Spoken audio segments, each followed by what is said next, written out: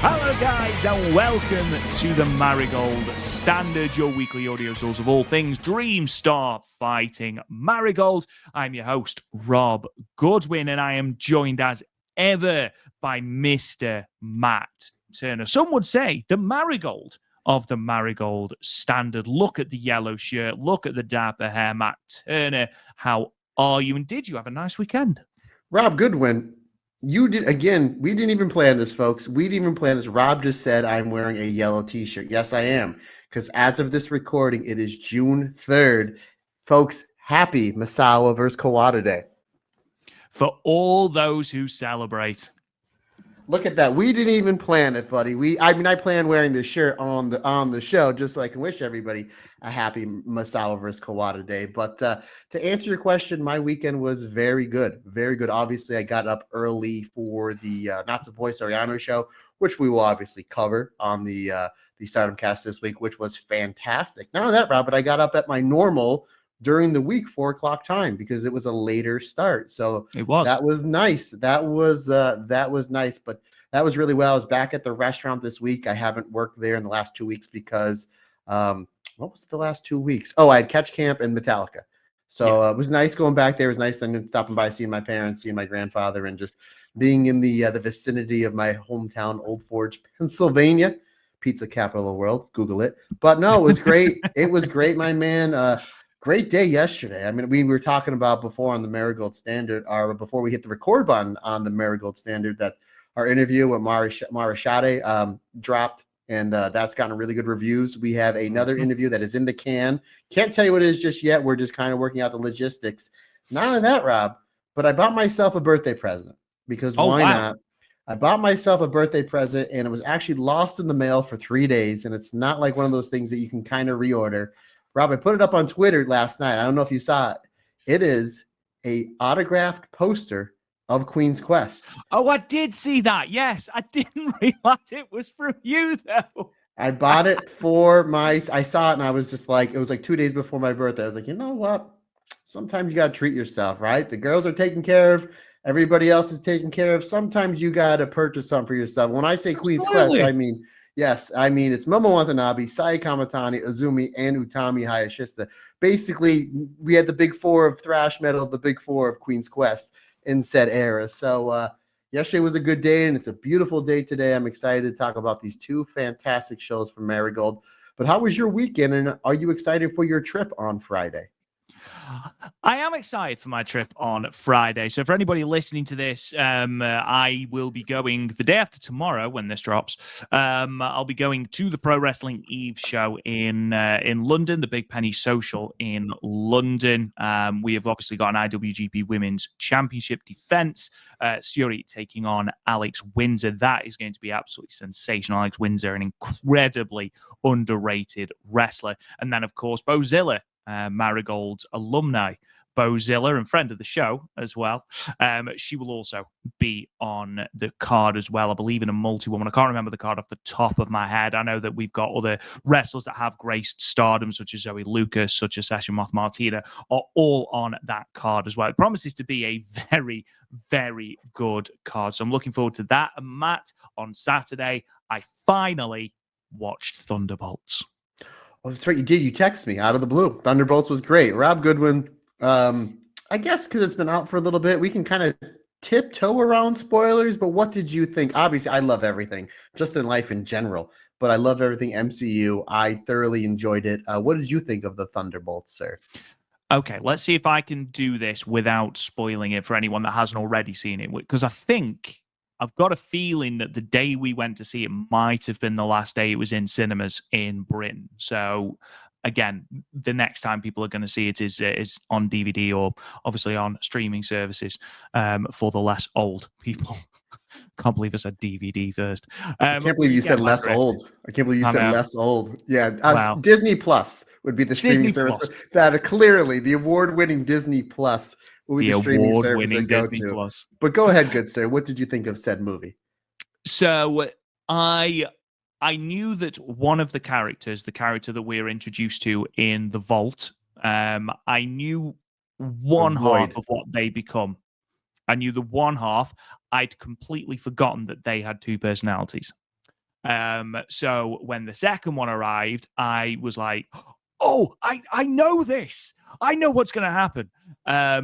What I did like about the film, both me and Kirsty did say, because Kirsty, as I've mentioned before on the podcast, has not been on the MCU train since Endgame, really. It hasn't really captured the multiverse storyline, hasn't really captured her imagination. And to be honest, it's not been the greatest phase for me either, really, in regards to Marvel. However, Thunderbolts sort of harken back to what I think Marvel do very well. But I was also a fan of how they tackled the issues of mental health and things like that. And they dove hard into the mental health thing. And I thought they did a very, very good job of it. I thought all of the characters were really well portrayed. I'm glad we've got US Agent. I'm glad we've got him back because I thought he was great in the Captain and the Winter Soldier and Falcon series. So I'm glad he's back. And obviously Florence Pugh is tremendous and she's pretty magnetic with this performance in this show. But obviously, main character, Red Guardian. Red Guardian is tremendous, portrayed absolutely fantastically. And the moment he turns up in that limo in the middle of the desert, I was like, oh, this is class. This is class. No, I really enjoyed it. Yeah, everybody was great. You know, you have the new Black Widow. She was great. Red Guardian was great. U.S. Agent was terrific. The little bit that we got of Ghost, I thought our Ghost was really good. And then the little bit we got of Taskmaster, very well. But Julia Louis-Dreyfus's character, who I believe in the comic books turns into Madam Hydra, if that's the route they go, I thought she was great. Like anytime something bad would happen, she would immediately come up with a plan. Like, okay, let's try this or let's try that. And there was a lot of it was based on the early 2000s Brian Michael Bendis's New Avengers. So I thought there was a lot that they took from there, which was one of my favorite series over the past 10 or 12 years to read. But yeah, excellent stuff. You had your mid-credit scene, which was your really funny mid-credit scene. I absolutely love that. I thought that was great. And then I'm on the cover. Oh, the Wheaties box, yeah. And then you have your serious thing towards the end, which I got goosebumps for. So I thought of you during that post. That's when I messaged you actually during that post credit scene. But I didn't realize this until about a week or so ago. Somebody I know went to go see it a second time, and they said that during the post credit scene, when again I'm not going to spoil anything, when the big symbol shows up at the very end, that it's upside down, meaning they came from a different universe. Interesting. Yes. Okay. Yes. So this is going to be an interesting summer because not only do we have Thunderbolts, and then obviously we do have Fantastic Four for you DC fans. We have Superman coming up.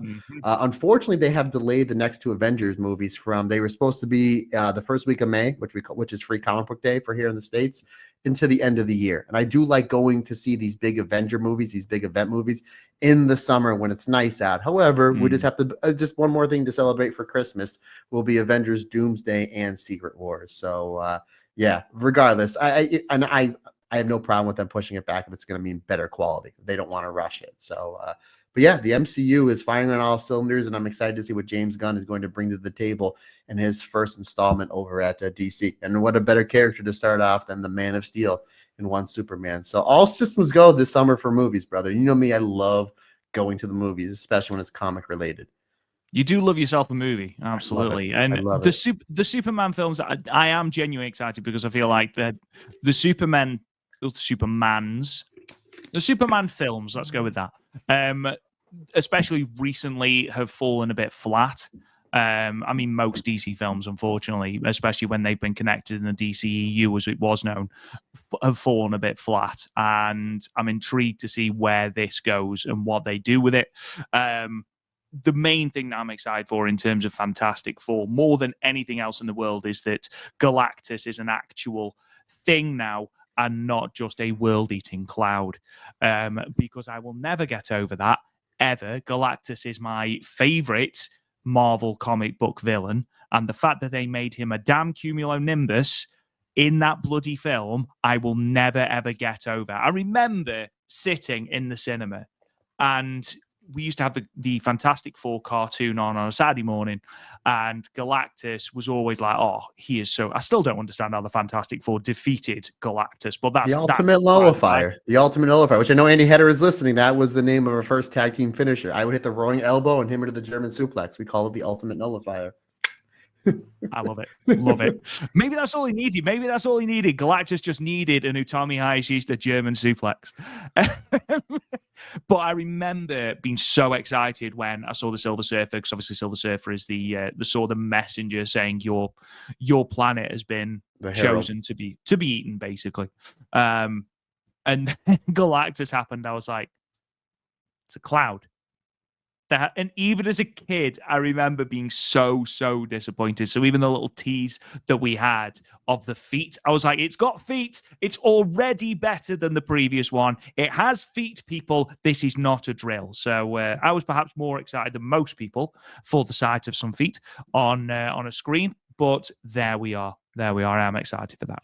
Yeah, I mean, again, obviously this is not the comic book podcast, but one thing I just want to throw out there before we get into some fantastic wrestlings from our friends over at Marigold is they did the early test screening for the Fantastic Four, and they did say that a lot of it, especially the Galactus stuff, is a throwback to the 60s comics. So to me, being the massive Jack Kirby fan that I am, is that this is going to be a love letter to Jack Kirby. Very much like the first Thor movie was almost like your first 12 issues of Jack Kirby and Stan Lee's Thor. So I'm excited that once again the late great Jack Kirby is going to get his due, because obviously it was Stan and Jack that had, I think it was a 104 issue run on the Fantastic Four that's pretty much built the Marvel universe some almost 60 years ago, which is crazy to say. Yeah, 63 I think. So a lot more than 60. Jesus.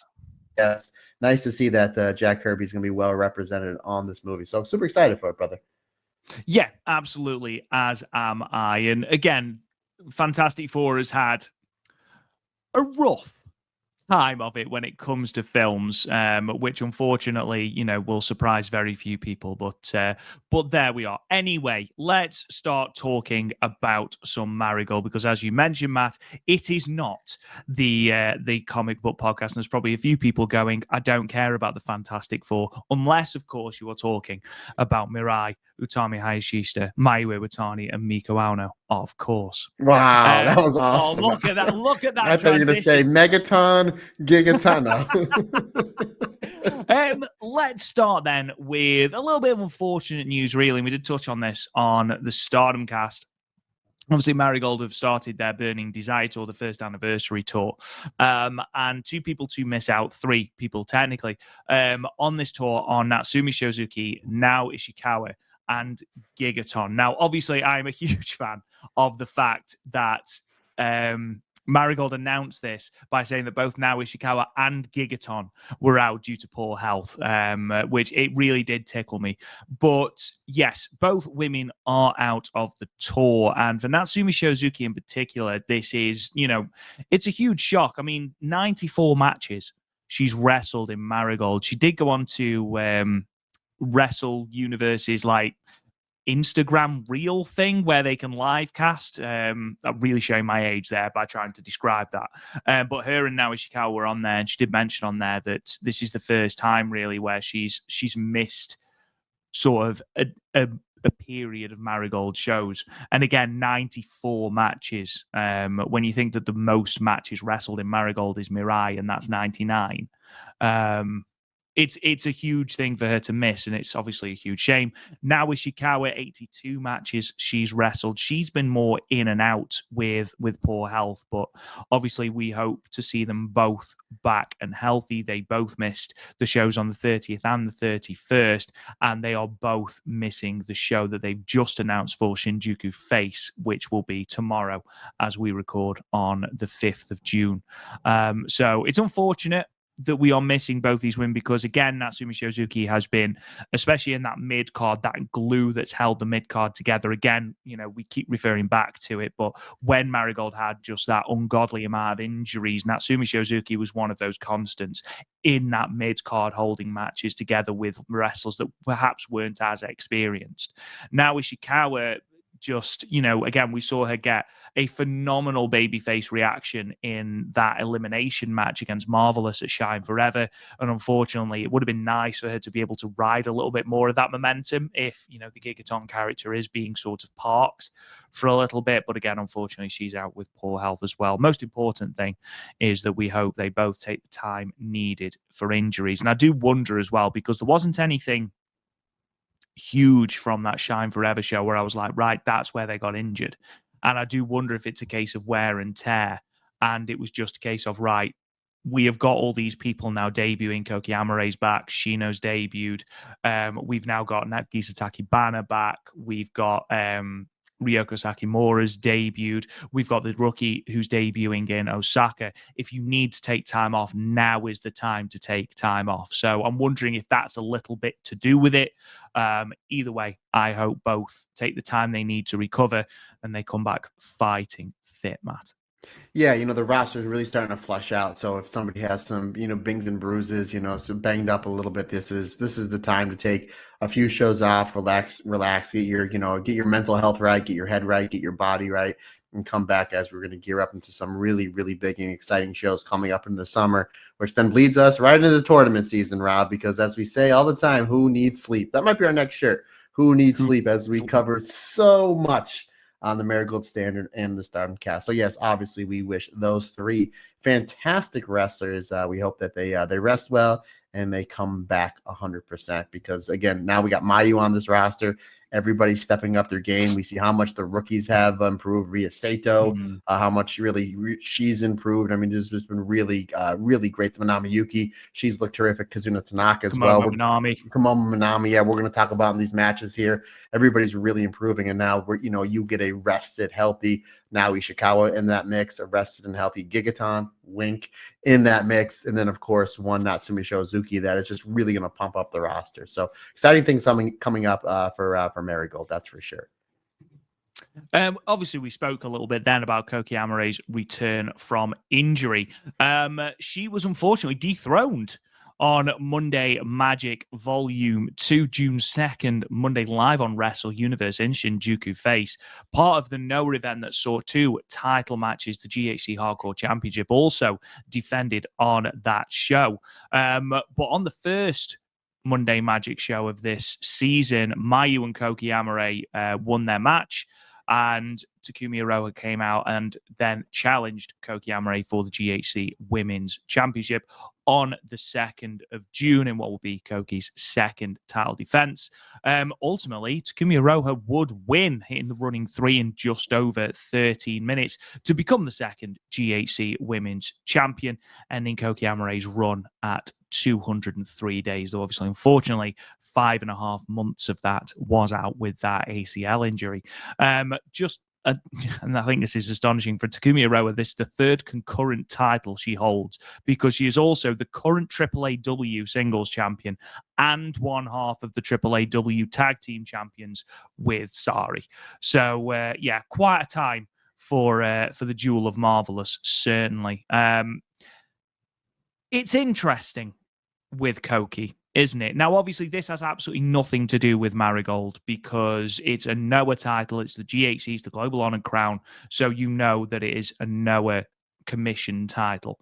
Now, with Koki Amare asking to hold that belt and not drop it when she was out with an injury for 5.5 months, I assumed that we had something bigger planned for her to come back and then within a week drop the belt in her first defense back seems rather odd. And we talked about this last week, because we were like, well, it's Takumi Iroha, and with all the respect in the world to Koki Amare, who I think has done wonderful things, she's just come back from injury. She's not beating Takumi Iroha, who has already got a challenge for the Marigold World Championship in the back pocket. I just find it very strange that they wouldn't have just taken the belt off Koki, because giving it her for the 5.5 months while she sat on the shelf, it not being defended, you know, almost being forgotten about in a way, and then to have her lose it in her first defense back. I mean, don't get me wrong, this was her best match since she's been back, and we're going to be talking about that, that road to sort of shaking off a little bit of that ring rust that we talked about on Shine Forever. Just a very strange decision for me. Good match, weird booking decision. I think it may be something that's made a fell in their lap of Pro Wrestling Noah, where it's like, we're going to keep the belt on Koki, and then all of a sudden this marvelous thing presented itself, working with Marigold. Not only can Pro Wrestling Noah work with Marigold, but work with Marvelous as well, because there's a great relationship going on with Marigold and Marvelous, and fantastic matches. And maybe they thought like this opportunity wasn't there a month ago. Maybe it wasn't there 6 weeks ago. Maybe it presented itself and was like, maybe this is a way to go where we can put the belt on a next level. And again, I'll do respect to Koki Amari. She's fantastic. Takumi Iroha is in a league of not a lot of wrestlers are in her league, is what I'm trying to say. Will Koki get there soon? Sure. She's only been wrestling a few years, but Takumi's been wrestling quite a long time. So that's where they maybe said, we have an opportunity here. We might not get this opportunity in another 6 to 12 months. Let's pull the trigger on this now. And I was thinking about this, Rob, because you talked about this last week. I was thinking about this a day or two after we record. We both figured Takumi's going to win this match and win the championship, but kind of a head-scratching decision, as we just mentioned. Why not take the belt after she was just injured? Because you're building something with Koki and Chika Goto. What if it's Chika Goto is the person to defeat Takumi Iroha to win the GHE championship? And then we have Koki chasing said belt, because with Mirai and Mai Sakurai kind of in the waiting wings for the pure white belt, and obviously the crimson red belt, we think it's Utami, Miko Ano, and maybe Mirai, maybe Mayu in there as well. We just don't see Koki just yet getting one of those two big championships. Will she win both of them in the next 2 or 3 years? More than likely, but just right now it's kind of congested at the top with those two belts, which is how stacked and how great the roster is in Marigold. So maybe that's what we're doing with Koki Amari, is maybe we'll have her chase one Chika Goto, and Chika Goto can say, hey, the person that beat you for the belt, I beat that person. That's a possibility, an interesting story that they can go with. And then you put that intertwined with their tag division and their Superfly division and the white belt and red belt scene, really rounds out some really great stories for Marigold now into the end of the year. It's an interesting thought, certainly, especially with that phenomenal elimination tag at Korakuen Hall with Marigold and Marvelous, where the last two were Chika Goto and Takumi Iroha, and it was a fantastic performance from Chika Goto. As I said on the review, take a bow, Chika Goto. What a performance between her and Kazuya Tanaka. But ultimately, Takumi Iroha was noticeably a level above, and that was the story they were telling. I think Chika Goto, who has progressed wonderfully, showcasing that more grizzled, determined fighting spirit side, I think it would take a lot for her to be a credible dethroner of Takumi Iroha. Now, Takumi Iroha could hold this belt for a year. She could hold it for 18 months, certainly. There's enough talent out there between Marvelous, Marigold, other companies that they are doing business with. We've seen Marvelous crossover with Sendai Girls. I know Sadie Gibbs and Debbie Keatle are both on a Sendai Girls show, so you could have Sendai Girls competition as well. I think if there's progress there, that's certainly a story you can go to, and then that can certainly carry on that feud between Chika Goto and Koki Amari. It's certainly a pathway to go down.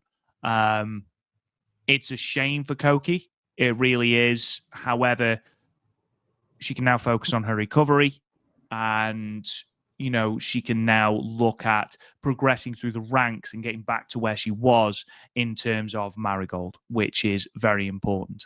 But yes, if you haven't already seen this show, it is on Wrestle Universe in the archives for subscribers. And again, if you haven't already subscribed, it's like $6 and you get loads. It is by far the best streaming service for wrestling out there. It really is the best value for money without a shadow of a doubt. And I don't think that's even close to a hot take. The match was really good. I watched the match last night. It was really good. I mean, Takumi did a great job building up her fire and her comeback. Because Takumi, we know what Takumi does. Hard hitting, great striking. Koki did a great job really fighting back. And I knew who won the match because, again, I didn't see it until last night. So I was, it was a couple days late. But yeah, really, really great stuff between the two. And I'd love to see a rematch somewhere in the future. Maybe in the Dream Star, good sir. Maybe Takumi Roa is able to enter the Dream Star. But yeah, really good match, folks. If you haven't seen it, go your way, check it out. Like Rob said, I think it's only about 12 and a half minutes. Just some great hard-hitting, great action between two fantastic professional wrestlers. Yeah, and I think it was in a way it's very important for Koki's development as well. Like, this is where I am now. I lost that belt to you. This is where I am now. I've progressed. He says he tries to lift. There we go. Couldn't see it behind the overlay. This is where I am now. Let's have a match now. So there is an element of that. Takumi Iroha and the Dream Star, sign me up. Though, as Colin, friend of the show, Colin Matthew, mentioned on Instagram, this does put another notch in the belt for Marvelous in this feud with Marvelous and Marigold. And I do really like the fact that we are constantly coming back to this feud. I really like that. I'm really intrigued to see where we go with, especially the Twin Star Championships, which are obviously currently held by Magenta, because I do think it will be Natsumi Shozuki and Naoya Ishikawa that challenge them, especially after that tag match at Shine Forever. But we'll see. We know what the blow off of this is going to be. It's going to be War Games, and at the end, it's going to be Chigusa versus Rossi Ogawa, right? That's it, man. Like, obviously you have Mayu in there. Eventually, everybody take each other out, and all of a sudden, and obviously Rossi's going to get the win because he can take his tie off and he's going to use it as a weapon. But it's legal because it's War Games, right? And you just boom, hard way in Chigusa. Chigusa's got the 9.4 on the Muda scale. I mean, come on, it writes itself, folks. It writes itself. The idea of Rossi Ogawa, I bet his hat doesn't even come off either. No, and the glasses, they don't know. But they're removes glued. the tie, locks in his submission finisher, which we all know is called the Rossi Vice, locks it in. Chigusa Nagao taps. Rossi Ogawa wins the Marigold versus Marvelous War Games. Well, here's the only question. Does she tap or does she pass out like Austin and Brett at Mania 13? Oh, she passes out without a shadow of a doubt. You can see it on the front cover of Pro Wrestling Magazine. You can just see it. That amazing visual. What are we doing? Making money. On to the next bit of news. And this was something that was announced today. Mirai is going to be competing in the Strong Style Pro Wrestling Volume 34 show on June the 12th in Korakuen Hall. Now, this show is in memory of the achievements of Hisashi Shinma, who passed away in April of this year, aged 90. Now, for those who don't know much about Mr. Shinma, which obviously I didn't, unfortunately, he was a powerhouse in professional wrestling in terms of backstage rather than in front of the camera. Although he did a lot in front of the camera, which I'll talk about in a second. He acted as the chairman and part of the booking committee in New Japan in the 1970s and the early 1980s as well. He was the on-screen WWF president before Jack Tunney. So there you go. I believe he was there for about 6 years. I could be wrong, though. However, on top of that, he also formed the UWF, was pivotal in the Tiger Mask gimmick being given to Satoru Sayama, is credited with discovering Akira Maeda as well. He was also the chairman of Real Japan Pro Wrestling, became their representative director when they changed their name to Strong Style Pro Wrestling, and only retired from the position in October of 2024. 2 matches were added to the memorial show today, with Sade being announced to be taking on Seedlings Honori Hana, and then Mirai, who was actually at the press conference today, will be taking on Evolution's Soy for the first time in singles competition. Now, I'm not entirely sure how you are going to be able to watch this show, as I know for a fact that is what Matt Turner is thinking. But as soon as we know, we will obviously let you guys know. But Matt, that's going to be a very, very interesting match. Mirai versus Soy. The only bits that I've seen of Soy have been through the Stardom New Blood shows, but what I've seen of her, especially her last match against Yuna Mizumori, I think her and Mirai are going to have very, very, very good chemistry. Yeah, very similar styles. Obviously, Mirai can work with anybody. She can work with the the high flyers, the super flyweight division, the high speed division, tag, singles. Mirai is next level. But the matches I enjoy the most are those hard hitting affairs, like the Utamis, like the matches she's had with Sherry, Julia, Hazuki, so on and so forth. So this is right up my alley. Yeah, her and Soy. And this is gonna be a big spot for Soy because she's wrestling a world class wrestler in Mirai on a memorial show. So this is going to help her get more eyes on her. Again, not only has she wrestled on the last few New Blood shows, which again free on YouTube, genius thing from Stardom, but this is going to be a big show where a lot of people are going to see her on and probably have one of her best matches because again, she's in the ring with Mirai, and Mirai has just been on fire these last 5 or 6 months. Partner, I know you said that we don't know how we're going to watch it. Where's the venue at? What venue is this in?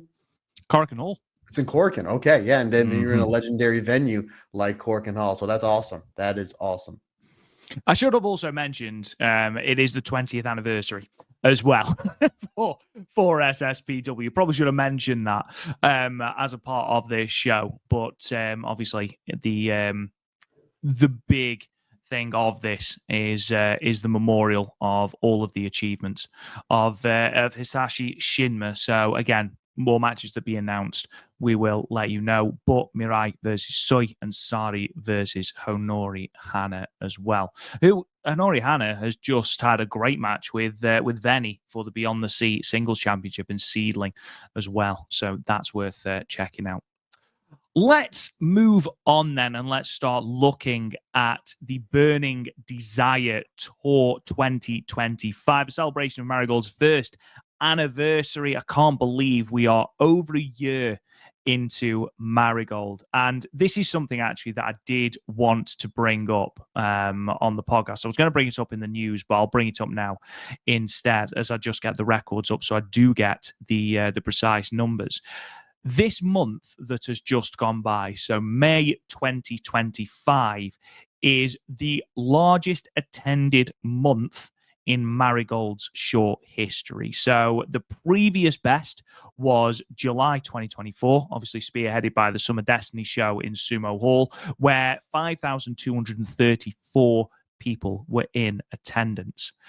May 2025, 6,312 people attended Marigold shows, and that is with 2 shows, not 3. Thank you to Ghost on Twitter for finding me the attendance for the missing 176 box show in Osaka.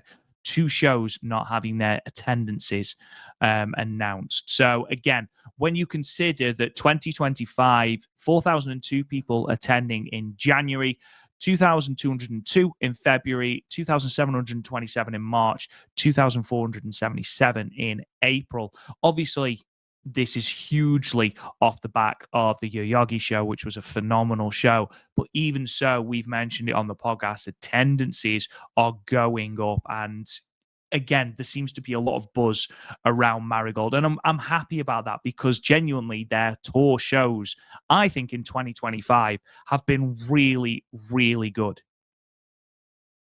Yeah, they're again, everybody's not only stepping up their game, but we're getting more reps with the rookies. They're consistently getting better. Again, look where Rhea Sato was 6 months ago from now. Kazuno Tanaka 6 months ago from now. Kumomo Minami, we just mentioned Minami Yuki, even Nagisa and Ryoko, they're ever improving. Really great stuff. They're flushing out the roster. You have different characters, you have different styles, you have different divisions. You're building certain things up.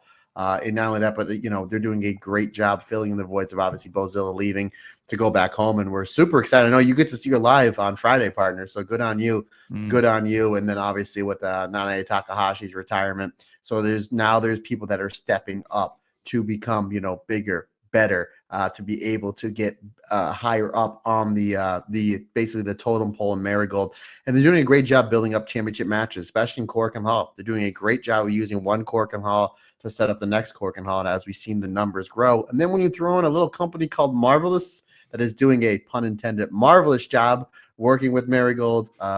The shows have been fantastic. You throw in the VODs when they're not live streaming those VODs, they're up within about a day and a half. Yeah. They're doing a great job getting them out. So this way, while the companies while the still fresh in people's minds from being at the shows, or people on social media talking about the shows, saying wait till you see this match or this show. It's out within the next anywhere 12 to 24 hours. So again, they're on fire. They've only been a company for a little over a year, doing great business. The shows have been fantastic. The production quality has been really, really ramping up. And then we got that, and then like I said, you got a really good summer in front of them that's going to lead to the Dream Star, and then lead into that big show in Ryogoka Kakakigan. Rob Goodwin. Yes, I know you can't wait. The greatest feud in pro wrestling. I can't wait. Yeah, they got they have a lot of great stuff lined up, partner, and I'm so excited. So excited to watch and call it all with you, brother. Who's got it better than us? Well, let's move on then. So, as I mentioned, Marigold Burning Desire 2025 Night 1, Friday, the 30th of May, 2025, from Kumamoto City Moritoshin Hall in Kumamoto. Now, the attendance was 310 people. This is the first time that Marigold have run the venue, with it appearing that the only local promotion, Pro Wrestling Gurukhan, run it really with any real regularity. So it's hard to get a grasp of what this number is like. However, venue did look pretty full, and again, really, really hot for that main event as well. It gave me very Shinkiba sort of vibes, the way that they had the entrance at the top and the people quite close. At least that's how it felt for me at any rate. Moving on to the results then. We had a singles match, Chiaki defeating Nagisa Takibana with the Moonwolf in 7 minutes and 37 seconds. In a singles match, the dominant Megaton defeated Ryoko Sakamura with the most dangerous move in all of pro wrestling, the Megaton Press, in 6 minutes and 14 seconds. Tag team match next, the Kazuna Tanaka and Kamomo Minami and the team of Shino and Seri Yamaoka ended in a time limit draw at 15 minutes. Three-way match, Misa Matsui defeated Hummingbird. The curse continues. Sato, Misa Matsui pinning Hummingbird as well with the La Magistral Cradle in 7 minutes. Semi-main event, tag team action, Utami Hayashishita and Koki Amare, the return of that team, which was nice to see. And the team of Mai Sakurai and Chan Yota also ended in a time limit draw, 15 minutes. And then your main event, 6-woman tag team action, Mayu Iwatani, Victoria Yuzuki, and Mirai defeated the team of Miko Ano, Chika Goto, and Minami Yuki. Mayu Iwatani pinning the Rookie of the Year from 2024, Minami Yuki, with a moonsault in 18 minutes. So a couple of things to talk about on this show. First of all, some really, really, really good matches. Interesting booking decision to have 2 time limit draws, which I'm sure we'll talk about. I didn't necessarily mind it, but we'll talk about that in a moment. Some really good matchups that I hadn't previously thought about. Again, we'll talk about that in a moment, but we're going to start with that opening match between Chiaki and Nagisa Takibana. Match she might have lost in this match, but once again, Nagisa Takibana proves why she is one of the most improved people on this roster. Yeah, she was great. And again, your opening match, the crowd's got a lot of energy. They're ready to go. They're ready for the opening bell. This is an easy story to tell because Chiaki, again, she's the heel. And right from the beginning, she's breaking rules, which, like, wait a minute. Nagisa's a rookie. She only had a handful of singles matches. Why do you need to bend and break the rules to get the advantage, which puts more heat on Chiaki and more babyface sympathy on Nagisa Takibana? Simple story to tell. She had great fire. There was some great near falls there, a couple quick roll-ups that a lot of people in the audience bit that Chiaki was going to get hers. Like, haha, you cheated in this match and now you're going to lose. Nagisa came ever so close. Chiaki, again, does a great job getting babyface sympathy from her opponents, especially a rookie that is over like Nagisa. Great match, great start, right around 8 minutes, perfect time to tell their story. Ultimately, though, Chiaki picking up another big win, and I keep saying it, Rob, I'm going to say it again.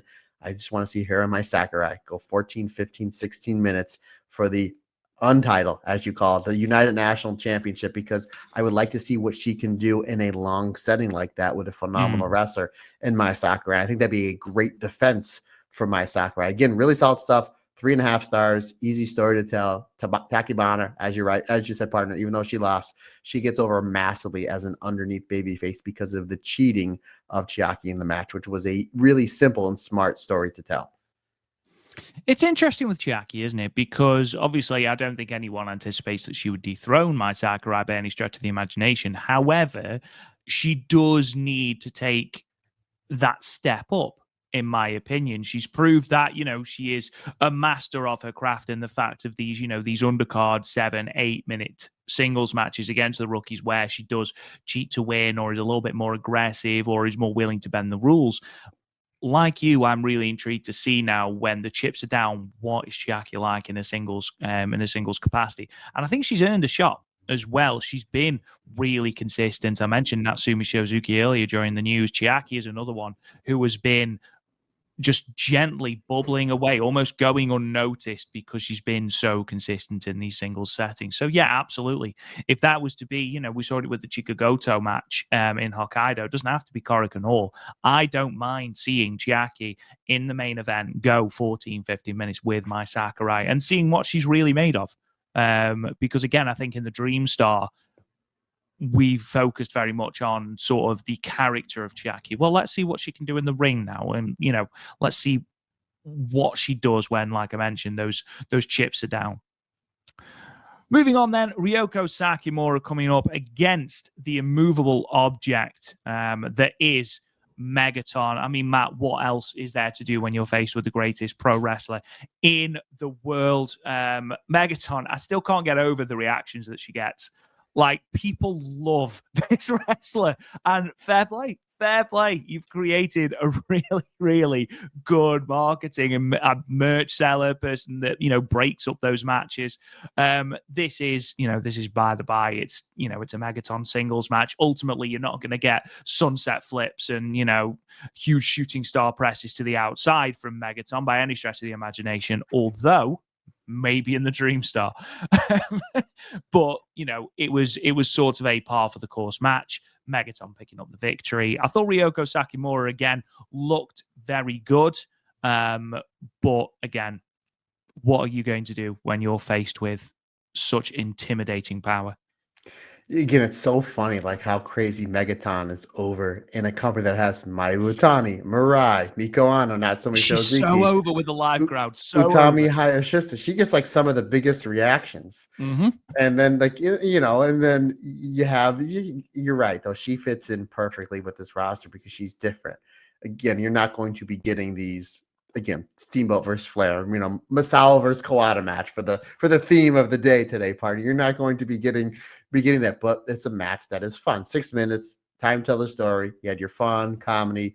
Ryoko gets a few things here and there, but ultimately it is maybe the third dangerous move in all of wrestling behind the Kishikasai and the bean sprout, whatever. Bean sprout bomb. That's what it is. Yeah. I tell you what, you want to talk about the forbidden door? We keep saying about Fukin Death versus Megaton. I think it's Saki Kashima and Megaton. That would be the forbidden door. Absolutely. There it is. 3 stars. It was fun. It was what it was, but we didn't get what we got in the main event for them this one. No, certainly not. Moving on to Shino's first tag match and our first little look-see at the Sariyamaoka and Shino team. They took on Kazuna Tanaka and Kumomo Minami. I didn't mind this going to a 15-minute time limit draw. And I thought about this because I've actually watched this match twice. And the first time I watched it, I was like, why have you not had, if you're going to have anyone take the pinfall, have Kumomo Minami get pinned by Sariyamaoka. Like, it doesn't matter. And ultimately, I watched it again. And I was like, well, these are, you look at the 4 women on that picture, with the exception of Victoria Yuzuki, these are the future of your company.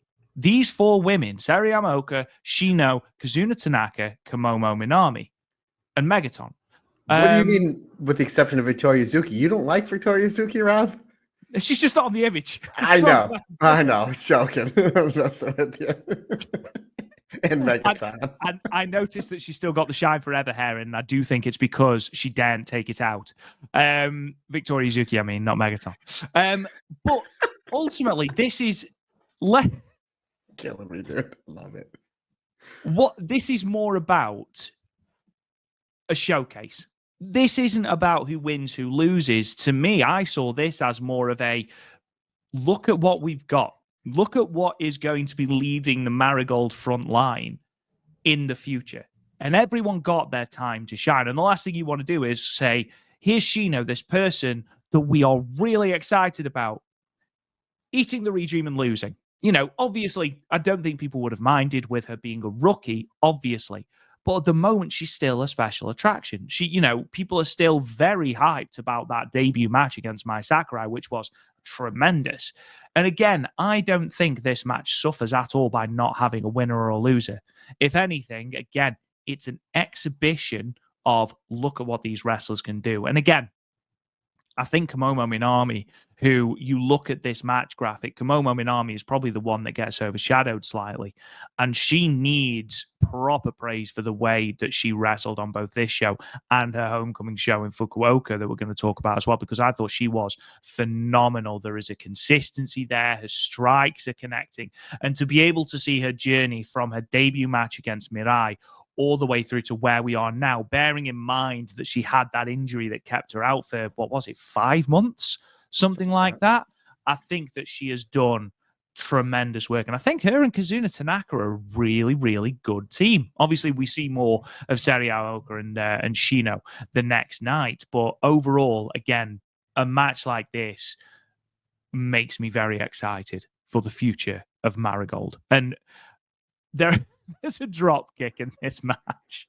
We need to talk about it. The Seria Aoka drop kick, because she comes off the ropes and she absolutely flattens Kazuna Tanaka and Kumomo Minami. And bearing in mind that we saw a freedom drop kick on these two shows, that was the stiffest move of this show. That drop kick into the corner was... drop kick into the corner. That drop kick onto those two wrestlers, honestly, I could hear it in my head. It was that much of a stiff shot. Brilliant match. Great, again, a great advert for the talent that Marigold have got. And I didn't mind the time limit draw, man. What about you? Rob, let's christen that drop kick. I'm waiting for you to get done and take a drink. The passion drop kick. That's the passion drop kick, right? Yeah. Mate, it was laced with passion. Yes, passion. For you folks over there watching on YouTube, look at this Seria Aoka render. Is she whistling? Like, it looks like she's like mid whistle. Like, they were like, she was backstage and she was whistling, and someone took a picture. Like, we're gonna put that up on as her match graphic render. I think the 2 draws in one show is a little bit much, but at the same time, you're right. I'm not gonna say made sense, but you gave the opportunity for these wrestlers to go 15 minutes with no finish. Let it make sense. And that's tricky to do because these 4 wrestlers, what do they have? Like a combined 2 years experience combined between the 4 of them. So it's like, okay, 15 minutes. These, no one's really ever teamed before. They're not like, obviously, Kazuna Tanaka teams with Victoria Zuki. Sari obviously usually teams with Nanae. Obviously, Nanae is retired. So it's like 15 minutes and without a finish. So it's just like you kind of don't have your end point. How do we get there? And let's see if we can make this work. And they made it work, which is a credit to how great all 4 of these wrestlers are at such a young age and so young in their career.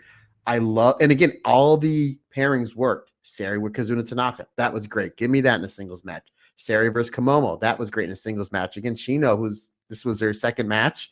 Her and Kazuna Tanaka, yes, please, because that was right up my alley. And her and Kumomo Minami, they all worked. They all made sense. Everybody looked the equal amount. Like if I was going to UFC this, MMA this, 15-minute draw, I still call it a draw. This was a 50-50 match. Great back and forth. Yes, Sari did have the passion drop kick. That was the exclamation point on this, but Shino with those kicks was great. I mean, she really brought the fire. Her and Tanaka back and forth. The great ground wrestling and ground submissions between Sari and Kazuna Tanaka. That was my jam. And I think they had a match about a month or so ago. And I think you even said, like, I knew you would like this match because of the ground transitions and the ground submissions. Right up my alley. Rob, again, this was great. These 4 wrestlers, again, have like a 2 years combined experience, able to tell that story with no finish to the time limit draw and have the crowd going the way they did. 3 3/4 stars. I thought this was great. And again, the future for this company is so bright. So bright. And then again, we mix in the main eventers of the Mai Sakurais, the Mayus, the Mirais, Utami, so on and so forth. I mean, it's a really great mixture that they have ongoing right now. And now that they're drawing bigger crowds, the crowds are more amped up for everything. We're getting really hot openers. And we're waiting for Naho Yamada to come back, buddy. So maybe the best is yet to come. As the late, great Frank Sinatra would say, the best is yet to come. There you go, ladies and gentlemen. Who thought you would get a Frank Sinatra rendition from Matt Turner on this podcast? I mean, yeah, I was thinking about this earlier when I was thinking about the fact that we had 2 time limit draws on this show. And effectively, these are house shows. I don't mind the time limit draws on house shows. That's like a pay-per-view or a Korakuen, sure. Exactly. If it's a Korakuen Hall show and we get 3 time limit draws out of 4 matches, then obviously that's something we need to talk about. That's something we need to discuss. But I think on a tour show where you are effectively highlighting talent, and that's the same for this tag team match as well that we're going to talk about a little bit later on. I don't mind that. I really don't. I think it's absolutely fine. I didn't lose any sleep over it. I didn't lose any sleep over it, buddy. I lost a little bit, but we're all right. Moving on then to a 3-way match. And again, ladies and gentlemen, this is our weekly apology to Hummingbird. Because again, it's worth noting that the 30th of March, that Korakuen Hall show where she got the win on the undercard. And we said, she's absolutely building momentum ahead of a Superfly Championship match and has not won a match since. And she has not only not won a match since, she has eaten the pinfall in most of these matches. So again, once this curse is broken, it's going to be the most joyous day in the history of the Marigold standard. But it is not this day, and it is not the day after. Rob, what if she beats Naho Yamada in her comeback match? Like, how do we go about that? Because we're like, yes, Naho's back. Hummingbird gets a win, but it was at that expense. Like, is that the sacrifice that we get? That's going to be a deep topic. That'll have to be a deep topic. I think that would have to be the way that Hummingbird turned heel. In life or in wrestling or both? Just in both. In both. Changes from Hummingbird to like Nightwing or something like that. That could be a heel name. You Batmaned it up. Look at you. I did. When this match started, I was like, okay, Misa needs to get the win here, right? Because obviously we know, and we'll talk about the end of the show, Misa's got a big match coming up, just in a couple of days as of this recording. So we know she's going to get a win. And then the way this was building, I'm like, it's going to be Rhea Sato. Now, I don't want Rhea Sato eating falls, but I want to get this little curse that we jinxed Hummingbird with. The way I saw it going, it was like, oh, Rhea Sato's going to eat the fall. And then it's the Lamai Strong Hummingbird. I was like, oh, man. Great match. Again, 3-ways are tough to do, especially kind of 3 different styles where Rhea Sato kind of works, again, that American Dragon, Bryan Danielson style, that submission style, and Misa Matsui and Hummingbird are kind of like your 2 high-speed Superfly style wrestlers, but they made it work. Everybody told their story. Rhea Sato was fantastic here. Her stuff with Misa Matsui was really, really good. That's a definitely singles match I want to see somewhere in the near future because they had great chemistry. Hummingbird was great here, especially when she was kind of like almost doing a 1-on-2, using her speed to kind of get the advantage on both side wrestlers. A little bit of bending the rules, but not too much from Misa, just to kind of get some heat and to put more babyface sympathy on Hummingbird and Rhea Sato. But ultimately, though, it is a quick flash pin to get the win. 3.5 stars for me. I thoroughly enjoy this, and I like where we're going with 1 Misa Matsui. Because again, I know we'll talk about at the end of the show because I'm interested to hear your prediction on said match there, Mr. Rob Goodwin. Yeah, it's an interesting one, isn't it? I know the way it should go. There's a lot you can do. So stay tuned, folks. So if you have stayed with us throughout the comic book talk and our love for and our jinking of Hummingbird, that is your reason to stay with us towards the end, because we'll be talking about Misa Matsui's next championship challenge coming up. Again, Bob, when this airs, probably within 24 hours or less than that. Moving on then to your semi-main event. And Matt, we talked about matches we hadn't really thought about. Chan Yota versus Utami Hayashishita. Now, tell me you wouldn't want to see that for the Marigold World title. I'd be lying if I did. And I'm not a liar, buddy. I'm not going to lie to you and on air. So I don't know what you're trying to do, buddy. I don't know what you're trying to do. I wouldn't call you a liar, at least not live. What a gentleman. Yeah. I mean, not when you're there, not when you can hurt me. But yeah, Chanyota is one who I'd never once considered her a world champion contender. And then I saw the chemistry with Utami, and I was like, actually, this would be a really good 12, 13, 14-minute championship defense for Utami. Again, we spoke about it with Chiaki going for the wide belt. It doesn't necessarily need to be a Korakuen. It doesn't need to be a pay-per-view. However, you have Chanyota challenge Utami for the World of Stardom. World of Stardom. Oh my God, I've done it again. Marigold World Championship. She was the World of Stardom champion, Rob. She was. I'm just so getting there you go. confused. So you are right there. So it's just like yes, and one of the longest and one of the best. So go ahead, continue, sir. Thank you for covering my ass. I apologize.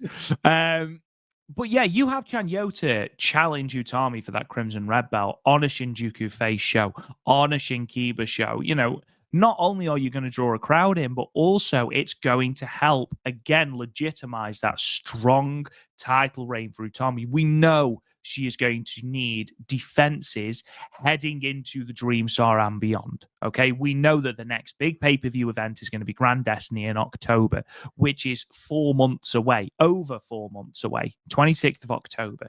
What building? What building is that in, Rob? That is in. I think I nailed that. Thank you to the great Mayu Iwatani for that. And I think Chanyota is someone that can fill. You know, we had at the start of the year, we had Utami versus Tank. You know, in a title match that we knew Utami was going to win, but it was a title match for Utami. Here, I think Chanyota is a far more accomplished wrestler, a bigger name, obviously, in Japan, obviously, and has proved that she can hang with the likes of Utami. And I think it would be a really good power contest. You know, you throw that on, as I mentioned, a 176 box show or a Shinkiba show, a Shinjuku show, you're going to sell tickets, certainly. Again, Utami is going to win, but that's the way we rack up those defenses ahead of Grand Destiny, where we see her challenged by maybe a Miko Aono or a Mirai again. I don't think it'll be Mirai again, but Miko Aono, it certainly might be. Maybe even Koki Amare. I don't know, but that's something that I'm very interested to see, and something that was really, really cemented throughout this match, even though this is a match where we saw the Goodwin elbow drop, which is always a delight to see.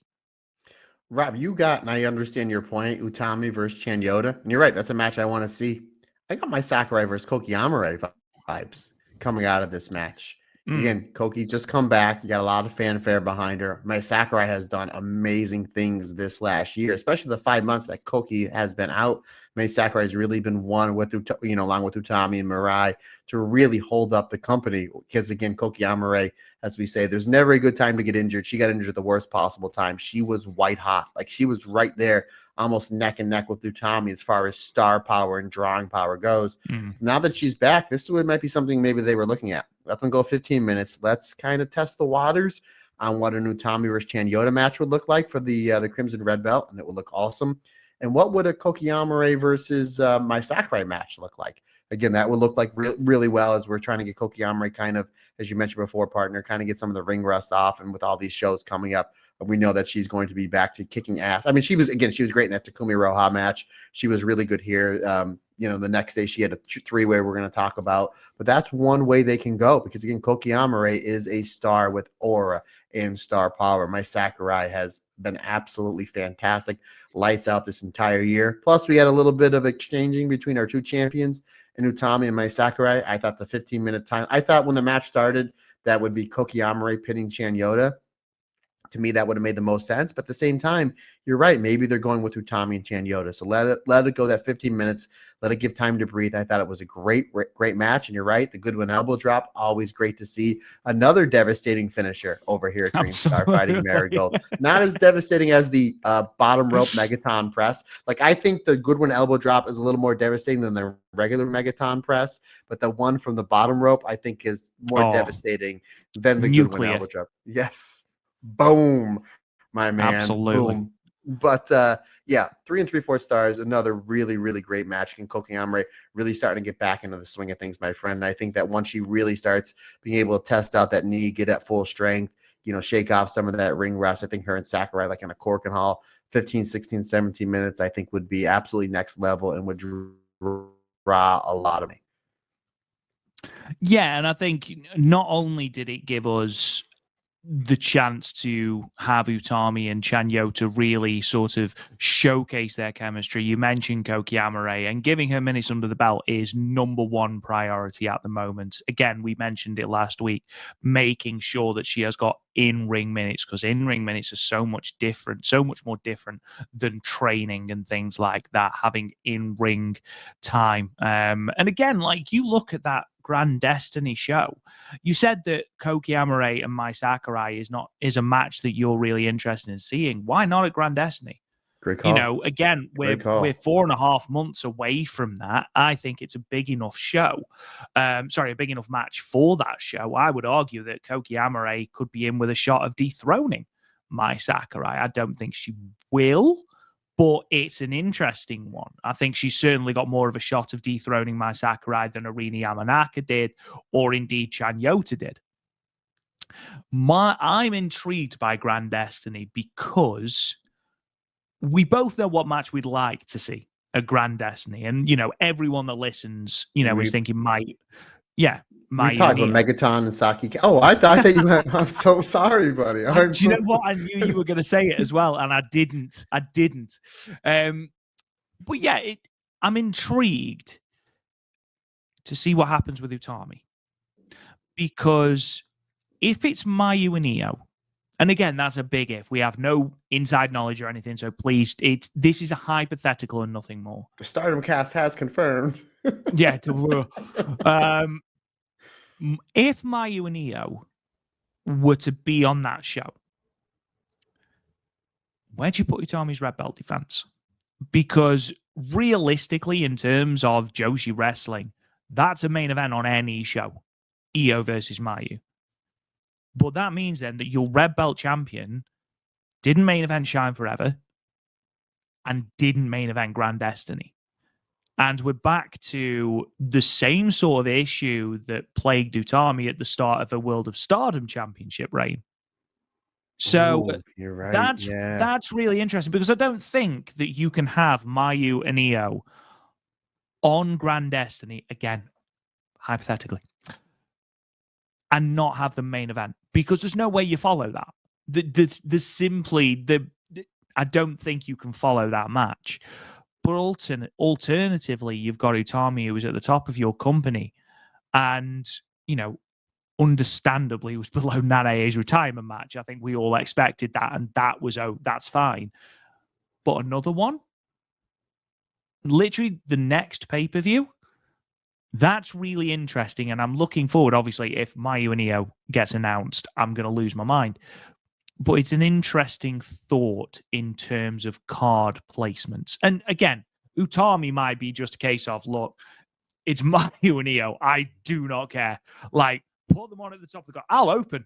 Sorry, stick me on the foot of the card. I don't care. But I'm intrigued from a booking standpoint. What do you do with that? Here's a catch-22, buddy, because you're right. You're right. This would be 2 in a row, and I didn't realize until you mentioned it that a lot of her pay-per-view matches when she was World of Stardom champion and Next Level World of Stardom champion wasn't the main event.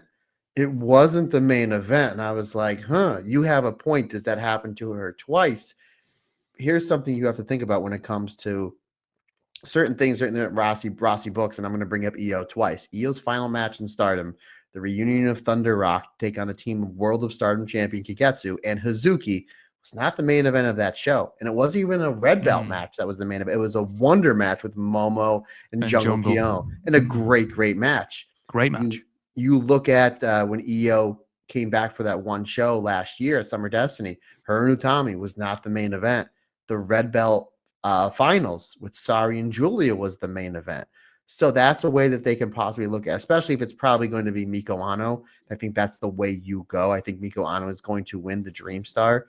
And I think that's the way to go. And a really good way to kind of talk about something you said 2 minutes ago. If they do Koki Amare versus Mai Sakurai, I think the way you set it up is Sakurai looks like she's going to go to the final, like on the final night of the Dream Star, she's leading the block, and Koki beats her. So this way, she's the one that blocks Mai Sakurai from going, and then you set it up that way. That's the way. I mean, you have those 3 matches. 1, 2, and 3, and then maybe Victoria Zuki versus Misa Matsui for the Superfly Championship, or maybe you throw in Natsumi Shozuki and have a 3-way and just have them go absolutely like insane. It's going to be a great show. Obviously, Rossi, he's not going to book that building, not knowing what he kind of has up his sleeve. He's somebody that's calculated into what he does in the best way possible, because we know, again, if they are going to bring in a Julia, an Io, a Kyrie, somebody from WWE, they're going to have to do well over 3,000 tickets in order for them to be as successful as far as financial goes for a successful show, because it's going to cost them a few bucks. And then obviously Sumo Hall is not a cheap venue to book.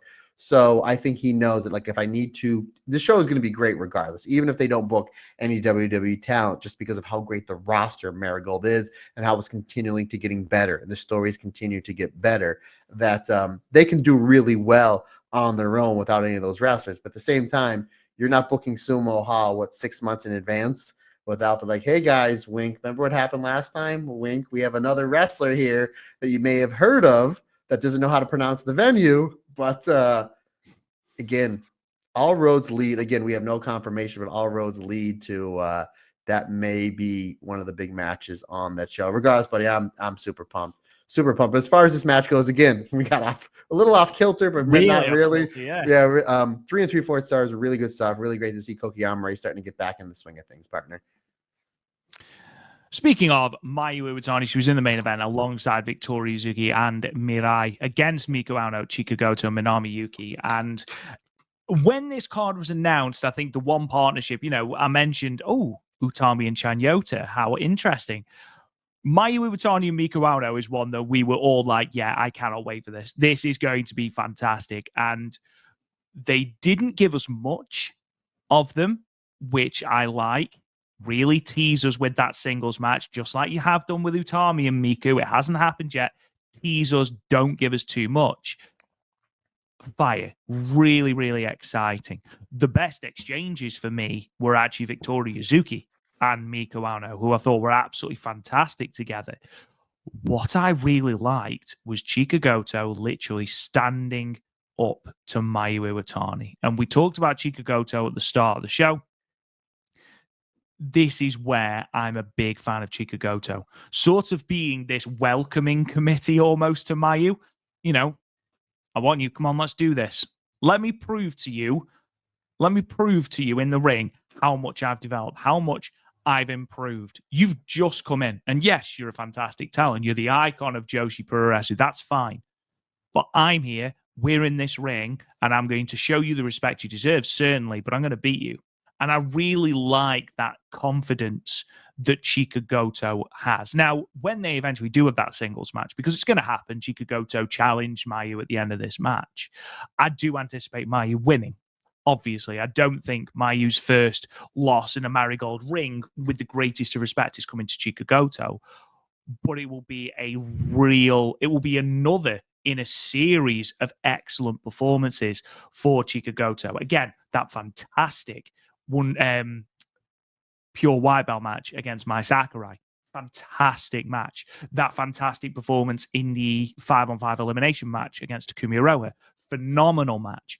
Now, again, here with Mayu Iwatani, she has the opportunity again in a prominent position on the card to really prove herself. And I really like that because, again, Mayu's winning that match. But it's not about who wins, is it? As we say over and over and over again on this podcast, it's not about who wins, it's how you lose. And again, Chika Goto is going to be the epitome of that. And again, moving that aside for a moment, Victoria Yuzuki and Miko Ano, give me more of that. Yeah, I mean, you look at this team with Miko Ano, Chika Goto, Minami Yuki.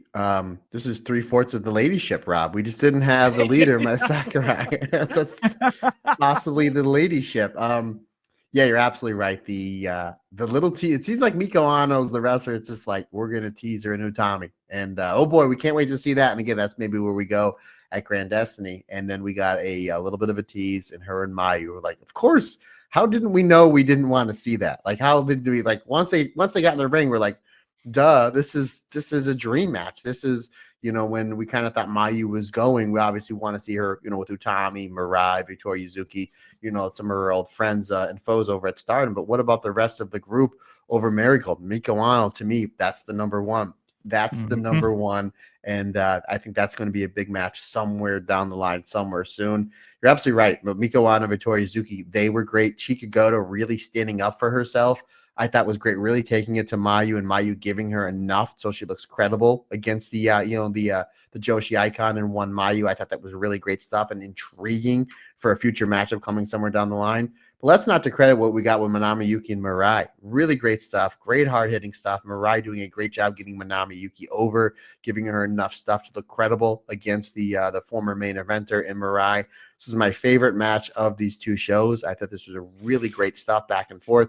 Everybody looked good. There was great timing, great ring work, great ring positioning. Ultimately, this match was basically your audition, your trailer for bigger matches coming in the future. Like we said with Miko Ano and Mayu, with Mayu and Chikagoto. And again, I would love to see a 10, 11-minute singles match somewhere down the road with Manami Yuki and Mirai, because I thought their stuff was great. Ultimately, Rob Goodwin, we got the return of the Freedom Dropkick into the moonsault. Really, really good stuff. A nice little kin there to Io and Kyrie, and to some star stuff back in the day. By back in the day, I mean about a month ago. But ultimately, though, really, really good stuff. 4 stars for me. Fantastic match to round off, again, a fantastic show. 2 time limit draws that I thought were really great matches. A hot opener. You had your Megaton comedy match. This was a great mix of fantastic wrestling, all done in about 2 hours time. Really great stuff. Really love seeing this roster constantly getting better and putting on better shows. What I'm really intrigued by, and this sort of, it's the same sort of thing that we talked about with Nanae's retirement match. Whoever has that match has got an enormous rub, and obviously it was Miko Ano, and she got the rubs that she deserved.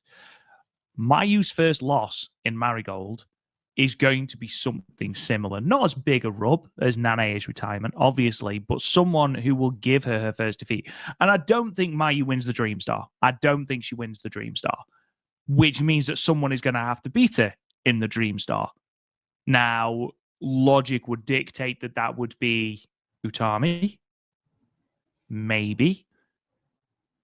But you would say that if you're going to come second, maybe even third in a block, you need to eat 2, maybe 3 losses. So who are those losses to? You know, do you have her? Do we have that Miko Ano Mayu Iwatani match in the Dream Star? Maybe. Do we have that for a title? Do we save that for a title? Do we have Mirai beat Mayu? Do we have Victoria Yuzuki beat Mayu? I personally wouldn't have Victoria Yuzuki beat Mayu yet. Is it going to be a shot roll? Is Megaton going to bring out maybe a second rope Megaton press? It's an interesting thought because, again, Mayu is currently 6-0 in Marigold. We know that she's got a title match coming up, which we're going to talk about shortly. I'm intrigued to see how those losses are used in the booking of Marigold going forward. Rob, you touched upon it. Let's talk about it. It's what we do. Mayu, I think, is going to be eating some losses in the Dream Star. You may say she may be eating a mega amount of losses or a ton amount of losses. Maybe she wins the first 3 matches, loses to Megaton, and then pulls the Hummingbird where she just keeps going downhill. She can't get it. Doesn't win. Like, she's wrestling the rookies on the first match. All goes to pot. No, again, we'll touch upon it at the end because I do want to get in discussion with that match with her and Misa Matsui on what the potential outcome can be, because you look at it first and you're like, I know what it could be. Then you take a step back, like, and again, we'll save it towards the end of the podcast. But again, great show, great main event, brother. Let's move on then to the second of our 2 shows, and that, of course, is night 2 of the Burning Desire Tour from the following night, Saturday, the 31st of May. This show was from across Fukuoka in Fukuoka, and it was billed as Kumamoto Minami's homecoming show, the first time she's ever wrestled in her hometown of Fukuoka. So that was nice. The attendance, 503 people, which Marigold did report as a sellout. Looking at other attendances that other promotions have bought in, it does equate to roughly a sellout. It's the first time Marigold have run the arena and indeed the prefecture as a whole. And though it's not the highest attendance at the venue this year, with Dragon Gate's shows at the start of the year in February outdrawing it marginally, 506 and 522. So we're talking minimal amount. It's still a significant number for the company to do.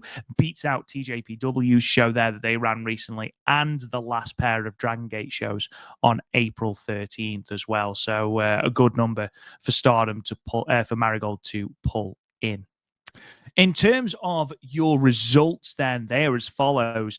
Tag team match, Saru Yamaoka and Shino defeated Nagisa Takibana and Ryoko Sakimura. Saru Yamaoka picking up the pin over Takibana with the water wheel drop in 7 minutes and 34 seconds. Singles match, the curse continues. Chikagoto defeated Hummingbird with the giant swing in 8 minutes and 31 seconds. Just how many mirrors backstage has Hummingbird broke?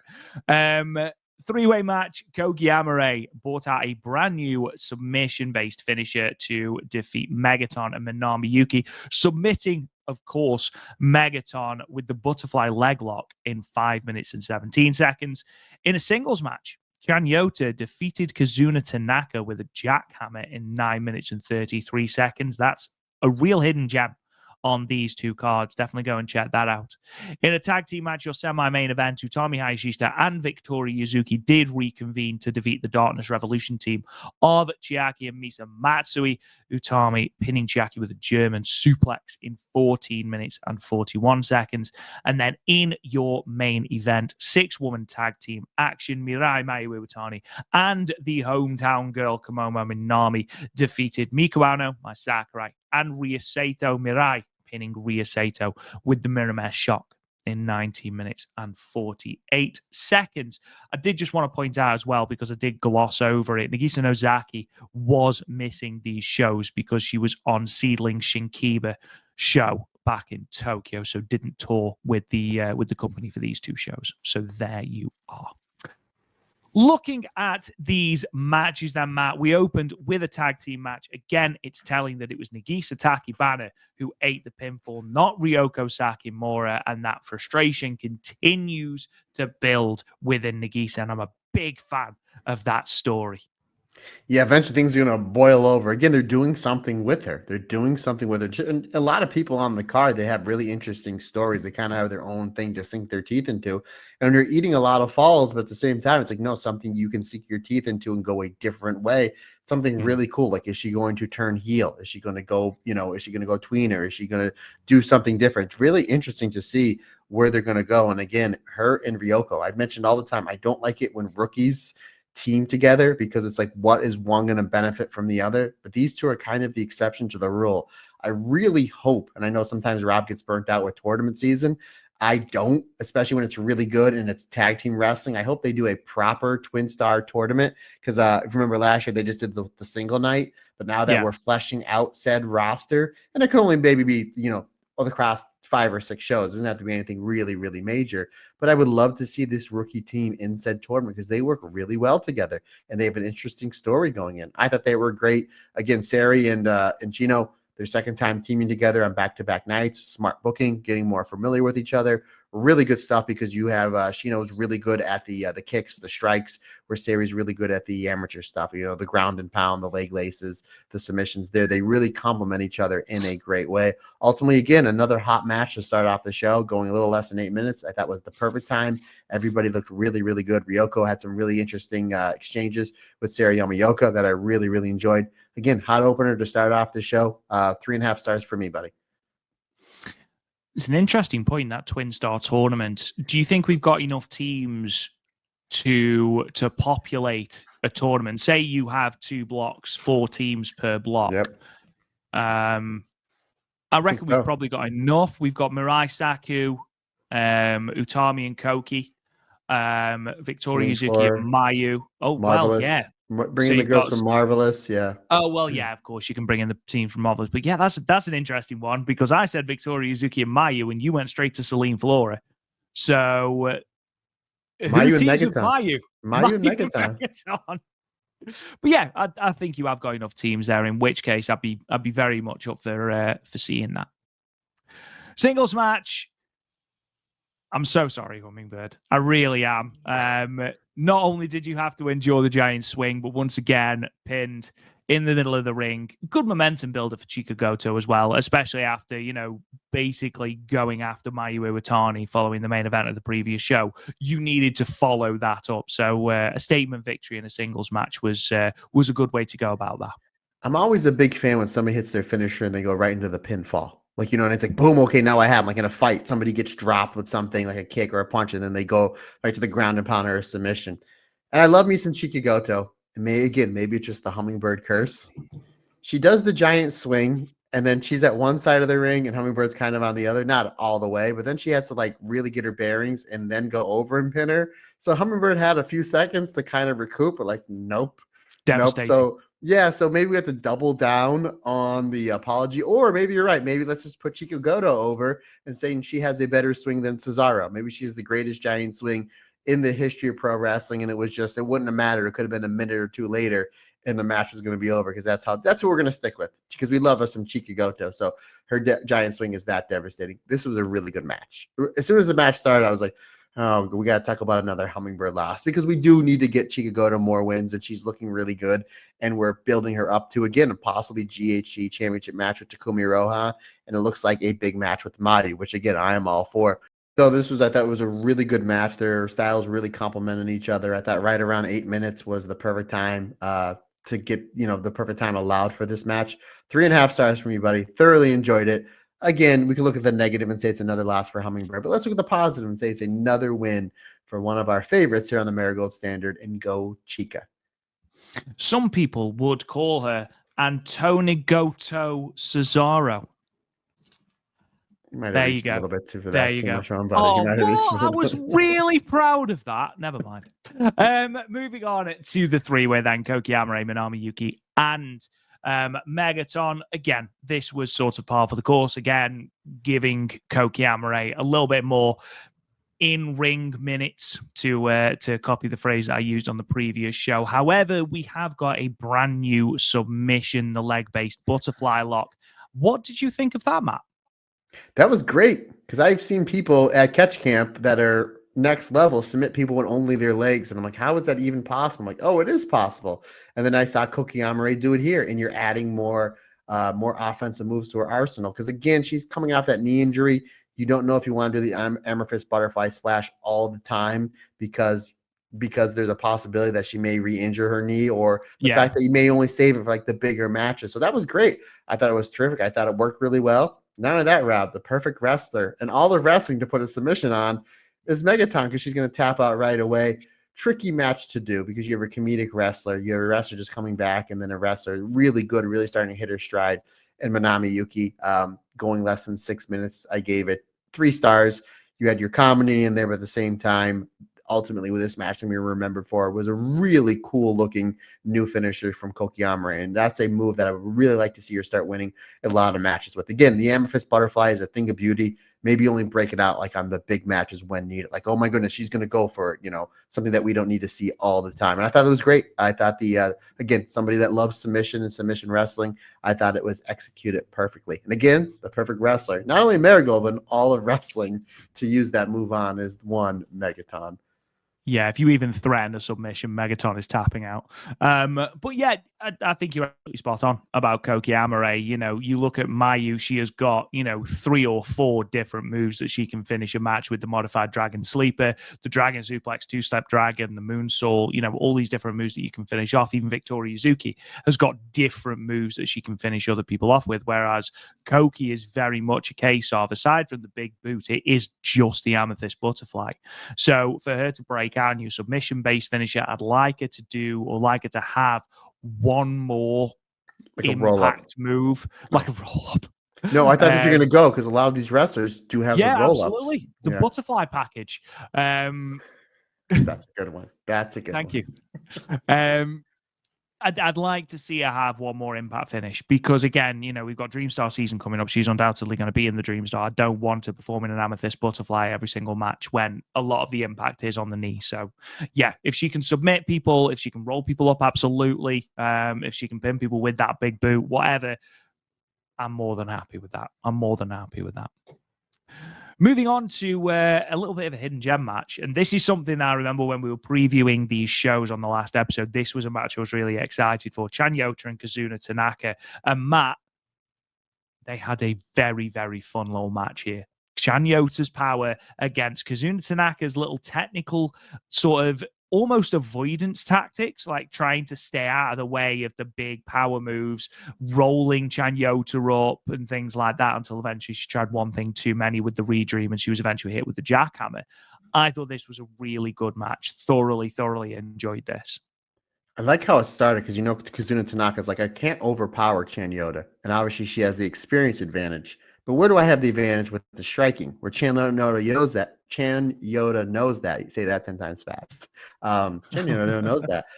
But I like how early on Chanyota grabs the side headlock and grinds Kazuna Tanaka down using her strength, using her size, using her technique as the ice cream man goes by, folks. Again, it's a beautiful day in northeastern Pennsylvania. You can hear, I'm going to lay out a little bit.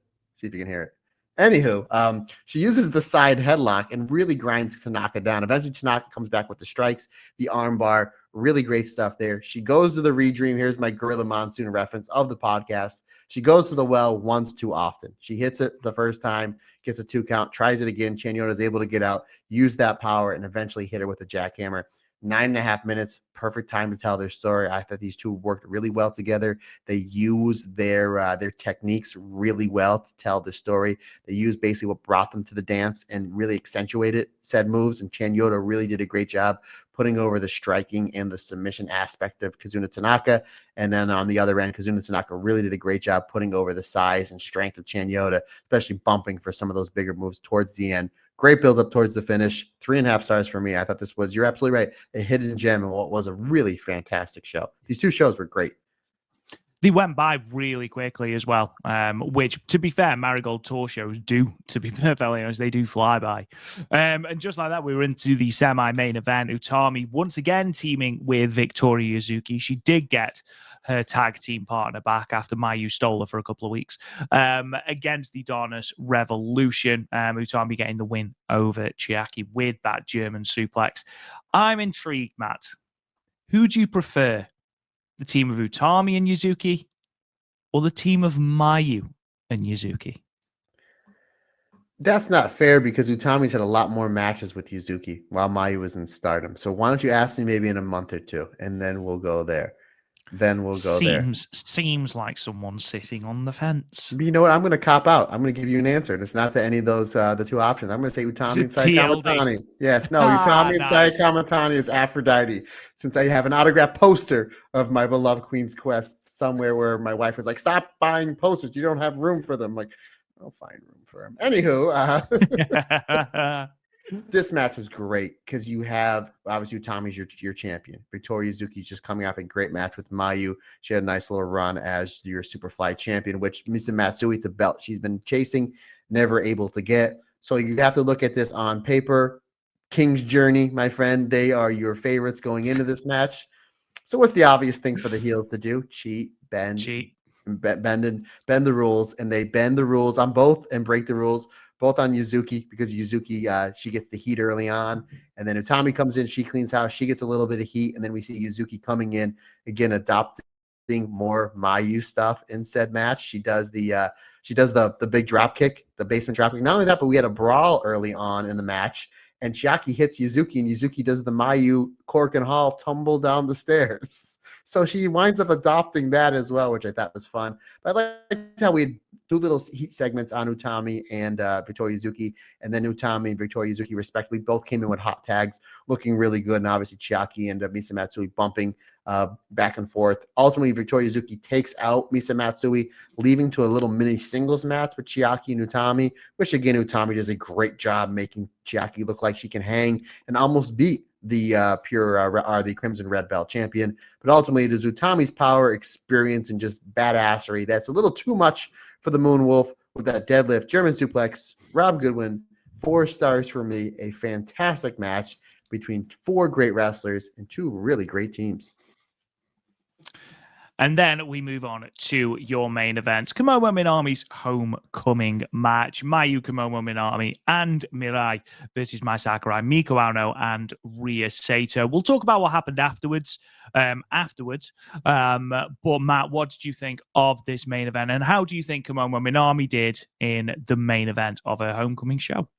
It's a really great match, especially the fact you have Mariah and Mayu on said team, and they're probably, when they're putting this match together, they're probably majority putting the match together because they're your elder statesmen, they're your big main eventers, obviously with respects to Miko Ano and Mai Sakurai, but they made sure Kumamoto Minami in her homecoming match in a main event really shined in this. It looked like they really were able to pick her spots, what she needed to do, where she needed to be to make sure she looked as great as she possibly can. And again, it's smart. It's great having 2 great veterans, not only in the locker room, but in this match, making Kumamoto Minami, accentuating all of her positives and any negatives that she had. They did a great job really kind of making them disappear, because I thought they made Kumamoto Minami look like she's somebody that can main event some of these shows. I thought she was terrific here. Obviously, again, Miko Ano, Mirai, that never misses. Anytime they're across the ring from each other, we're like, we know where this is going to go. It's going to be awesome. Miko Ano and Mayu was really just another little bite of the apple. But ultimately, Rob, it was the tail end of this match with some really great stuff with Rhea Sato, the American Dragon, or the Japanese Dragon, as we crown her on said show, the Black Diamond, as I believe she's officially called. Her and Mirai, great stuff towards the end of this match. And really great stuff with my Sakurai and Mayu. Almost like Mayu's just like, oh, wow, you really have improved. You really have improved since you were throwing around fake money and giving out Kobe beef or talking about certain shrimp that you're going to be eating after the Cork and Hall shows or whatever. But I thought their exchanges were really good. But what this boils down to, again, not only making Kumamoto in her homecoming match look like an absolute star, which she did, and kudos to everybody in the match, especially Kumamoto, because she really rose to the occasion. But that little singles match with Mirai and Rhea Sato, that was it for me, man, my friend. I thought that was great stuff. The fact this match went almost 20 minutes, great story to tell, really great back and forth wrestling with all 6 wrestlers. I had this at 4 stars. It was my favorite match of these 2 shows. Really a great way to cap off 2 great shows back to back. Yeah, absolutely. Couldn't agree more. And Mai Sakurai really has developed tremendously into this main event caliber wrestler, and it's great to see the reaction that Mayu Iwatani sort of gave her, as though to say, wow, you are a completely different wrestler since the last time we locked up, which was great to see. Post-match, we saw the return of the rookie Yuma Yamasaki, who, if you remember, was initially introduced to us back on the 10th of May in 176 Box Osaka. She'll be making her debut when Marigold returns to Osaka on the 14th of June. And basically, Yamazaki confronted Mirai, who seems to be the go-to for rookies at the moment. She was Kumamoto Minami's first opponent. She was Sari Yamaoka's first opponent. And now she's going to be Yuma Yamazaki's first opponent as well. Basically, asked her, shook her hand, and then slapped her hard in the face. Yeah, absolutely, as she should do. But it's tremendous, and we mentioned about this when she first came out at the 176 box back in May. She didn't join Marigold until March. She's 18 years old, passed her protest, and will debut in less than 2 months. That's pretty damn astonishing for Yuma. And I mean, if Shino and Sari Yamaoka are anything to go by, we may have unearthed another diamond in terms of rookies, Matt. Not to be confused with Rhea Sato, the Black Diamond. Indeed. Well, indeed. Again, her and Mirai. Ooh, great stuff with Mirai. Properly planting poor Rhea Sato in the middle of the ring. Great finish to end a great show. And yes, the debut of another fantastic rookie. Again, where are the Joshi with all these rookies? Again, with Marvelous, we've seen with Sanku, we've seen the last crop of rookies over with Stardom, and now this crop of rookies that we're getting with Marigold. It's almost like a rite of passage that they need to have a fantastic match, like in their debut match, or else it's gonna be like, what are you doing? It's almost like the bar is set too high, which almost isn't fair. But we know that Mirai again, partner, you made mention before that she always is tapping on the shoulder to give the first matches. You know, Mariah is going to get her over and make her look really good. Ultimately, though, we know what the finish is going to be. But either you're going to get lariat or you're going to get planted in the middle of the ring like poor Rhea Sato did. Yeah, absolutely. And obviously that brings us to an end of those two shows. Marigold did announce the full card for the upcoming Shinjuku FACE show on June 5th. Obviously main evented by the Marigold Superfly Championship match between Mayu Iwatani and Misa Matsui. The rest of the cards as follows. Hummingbird, Nagisa Takibana versus Kazuna Tanaka and Koki Amare. I've got a horrible feeling Hummingbird may be eating the pinfall there as well. Arina Yamanaka versus Ryoko Sakimura.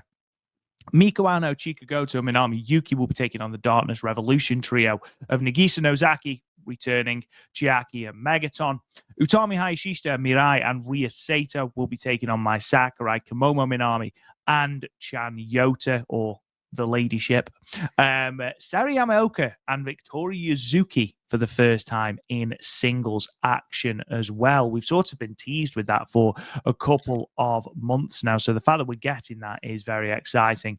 And then obviously, as I mentioned, the Marigold Superfly Championship match, Mayu Iwatani versus Misa Matsui. Misa Matsui's fourth attempt at the Superfly Championship. So she challenged Natsumi Shizuki unsuccessfully.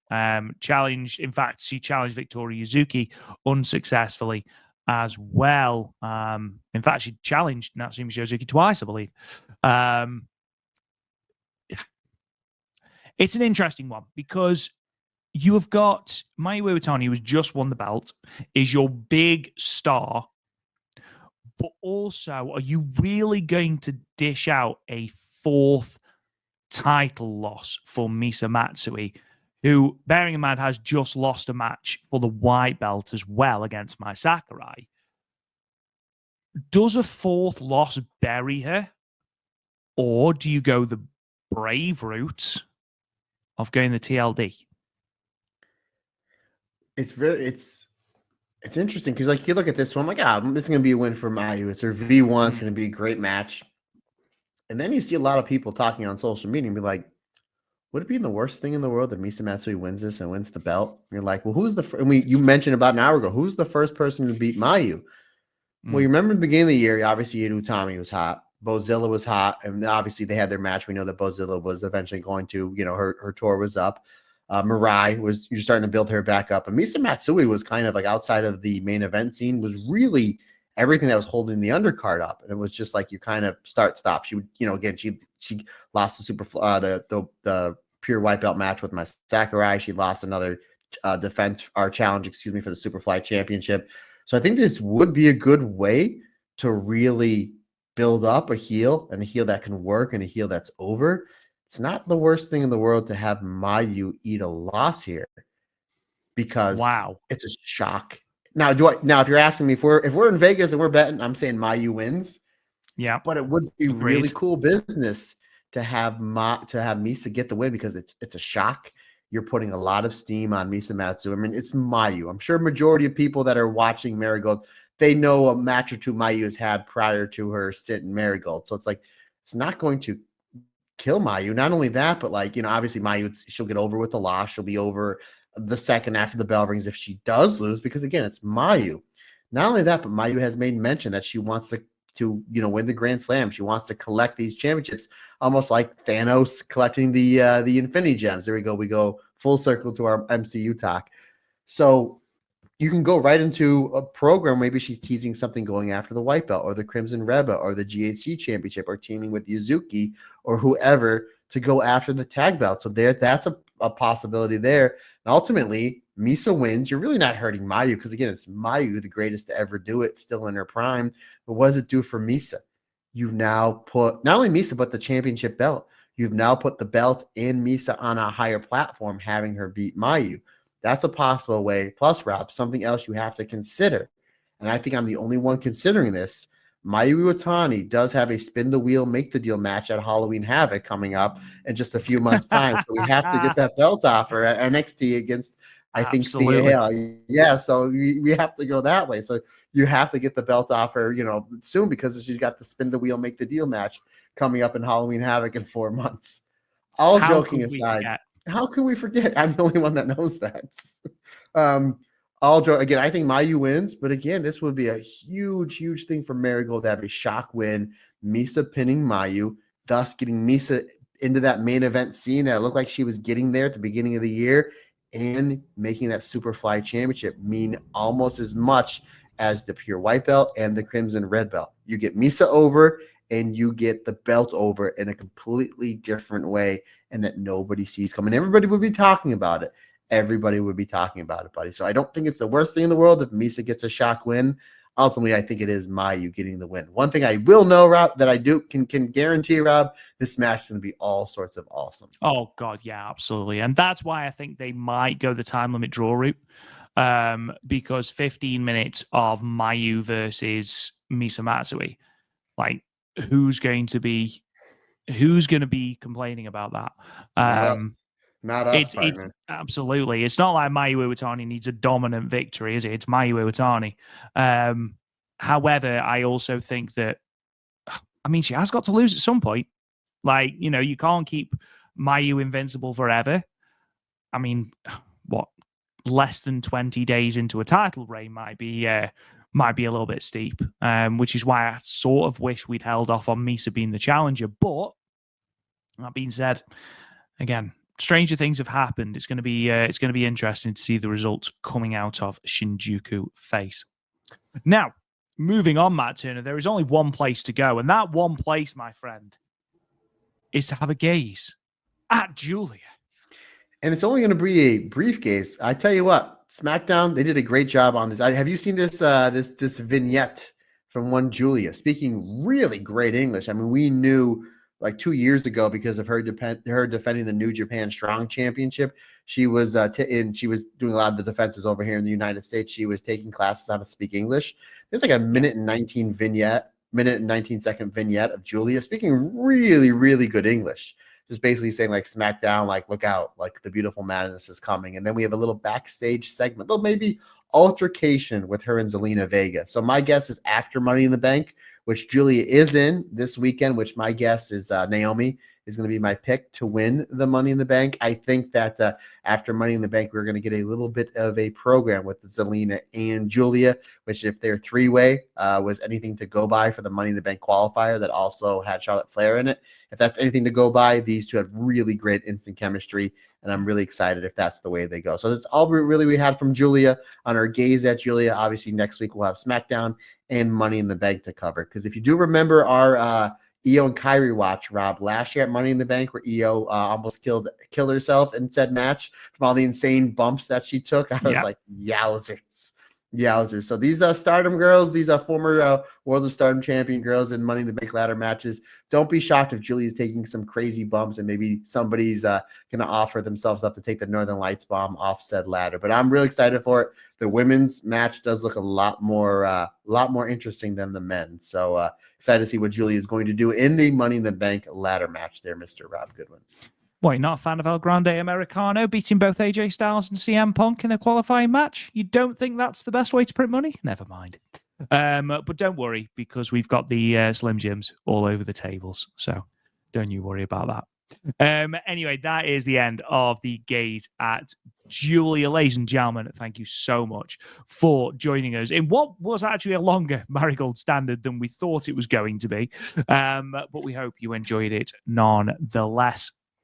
If you haven't already, consider subscribing to the podcast on the podcast app of your choice. You can, of course, leave us a 5-star review and a comment if it would really help us out. If you think we have deserved it. You can also check out the website, talkjoshi.com, where you can check out all of our archived episodes, as well as all of the stats, histories, and all of that jazz, and the news coming out of Marigold, as well as all the news that we've talked about today. Patreon.com/the StardomCast for all of your episodes early and ad-free for as little as $1 a month.